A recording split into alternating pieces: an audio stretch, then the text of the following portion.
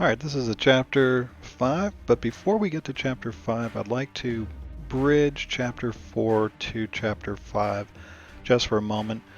This is a map of the colonial United States. You can see the 13 colonies and how they extend westward.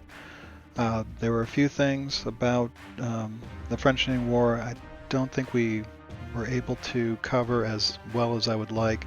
A couple things I do want to point out. You could just see that the Americans believe that they could go west, and the actual map that we've been looking at, you could see that the British were really on the east coast and the French were in the west because, remember, LaSalle and the Mississippi River Valley, they claimed the land all the way to the western edge of the Appalachian Mountains.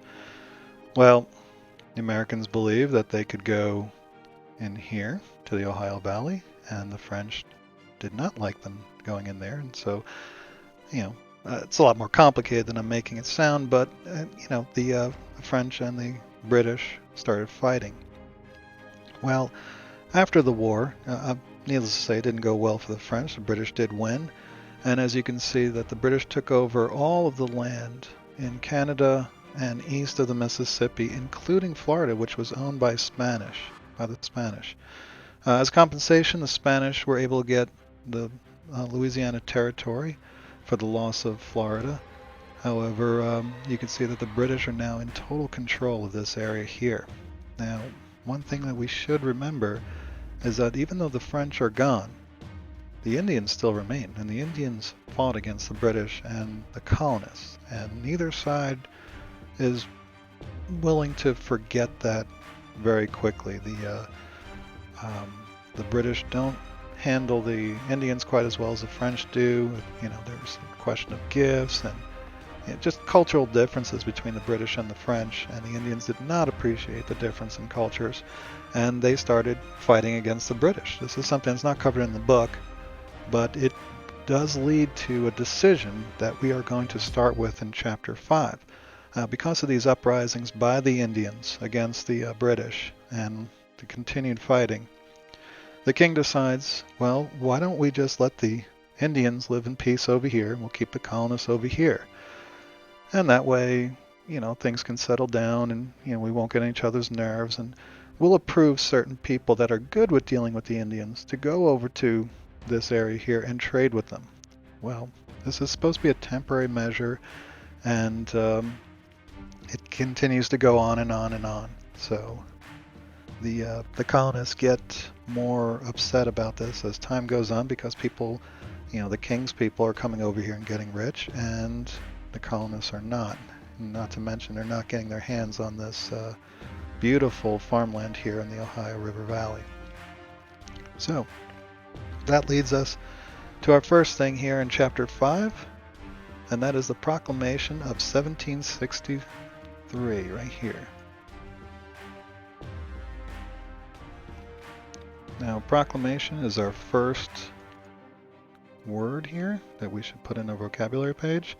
It's a formal public statement that announces something new. So when you proclaim something, like I proclaim that I'm the greatest video game player of all time, or I proclaim I like car racing or something, you're just saying it. But when the king says it, it's law. So when he makes his proclamation that the territory between Appalachian Mountains and Mississippi River was off limits to the colonists, that becomes law. So now the colonists are not allowed to move into that area, as I showed before, this area right here, and they're not going to be very pleased about it. So then, after the proclamation of 1763, there are some taxes. There's a sequence of taxes that people get upset. Now, there's going to be a lot of years thrown here, and you should know the order of things as we go through the events. I don't think you need to remember exactly which year. It's helpful if you remember which year, because that will help you remember when these things took place. But as long as you know that Proclamation of 1763, you know that year, that's the first thing. And then we get to our first tax here, which is the Sugar Act of 1764. So if you remember 1763, Proclamation of 1763, the next thing is the next year, Sugar Act, which was already a tax. They actually lowered the tax. This is something that the British think is going to work. What they decide to do is that there's a tax.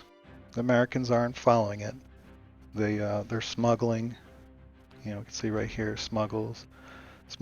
These are people that sneak things past the customs agent, which is actually another one of our words here. First of all, we got tax, money paid by the people to the government for public expenses. So, if, let's say, Bluefield wants to build a statue or a fountain or something, then they're going to take it out of everybody's taxes. People pay taxes to the government, and they decide what to do with it. So Virginia wants to, build a new tunnel somewhere. They're going to need money from someone, and that's the taxpayers, the people. And the people that collect the taxes are the customs agent. Now, there's a difference between tax collectors and customs agents. Customs agents have to do a trade. So you see here on the definition, the person in charge of collecting taxes as well as controlling the flow of people, animals, and goods in and out of a country. So if you are buying something from another country and there's a tax on there, the customs agent is going to collect that tax and make sure that you're not bringing in anything illegal. Okay, so smugglers are people that sneak things into the country, whether it's illegal, legal, it has to be taxed. They don't want to pay the tax, so they try to sneak past the customs agents.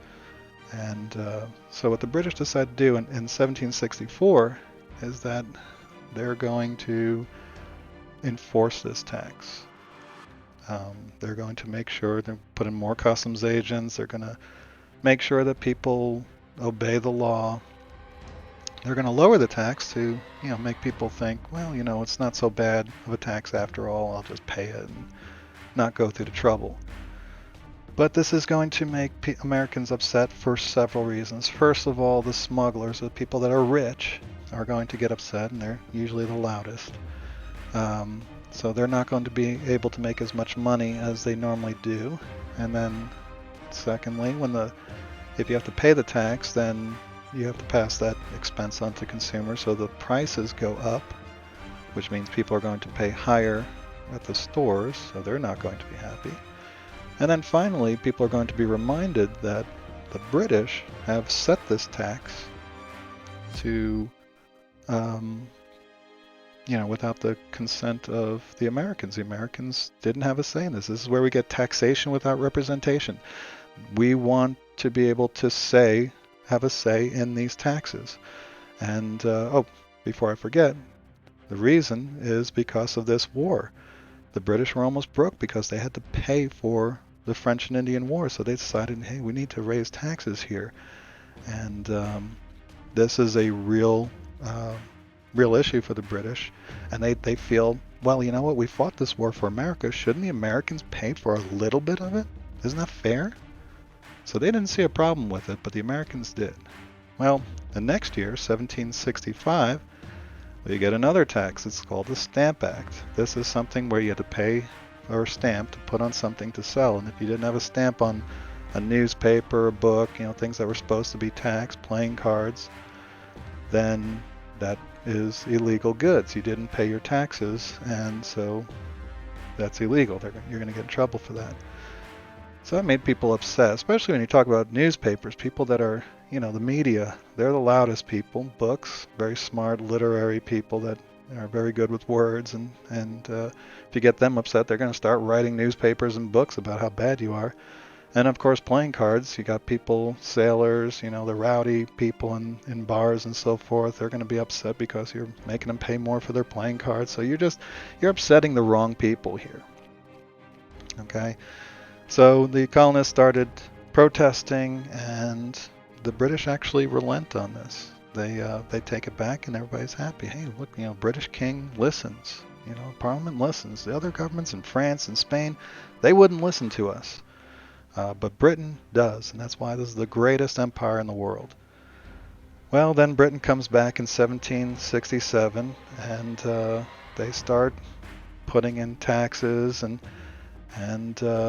making rules without the Americans' consent. If the Americans didn't like it, they shut down their legislatures, which took away whatever little say the Americans had in their own lives. And it made the Americans feel like children. You're being told what to do all the time. That's what happens when you're a kid. Not supposed to happen when you're an adult. And now it's happening to these Americans, and they did not like it. And so they started putting, this is where we get the tea tax.